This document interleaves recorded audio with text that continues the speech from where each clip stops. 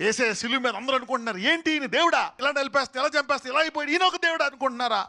కానీ ఆయనకు తెలుసు the purpose of the attack. ఇప్పుడు ఆయన అన్ని నామముల కంటే, సైతాన్ని కంటే, పేరు కంటే, అధికారాన్ని కంటే, అన్నిటికంటే ఎంతో హెచ్చరిక స్థానానికి వెళ్ళిపోతున్నాడంట. So an attack is a sign that you are going to the top. ఒక దాడి దేనికి చిహ్నం అంటే, నీవు ఎవరికి అందనంత ఎత్తైన స్థాయికి వెళ్ళిపోతున్నావు. Can you imagine this feelings?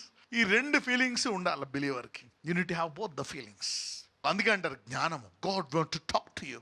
దేవుడు నీతో ప్రతి శ్రమలో మాట్లాడడానికి సిద్ధంగా ఉన్నాడు అన్నమాట. ఈ రోజు పక్కన చెప్పడం, నీ మిక్కిలి కష్టానికి మిక్కిలి గొప్ప ఆశీర్వాదాన్ని చేర్చు అనండి. నీతిమంతుడు ఎలా జీవిస్తాడంట?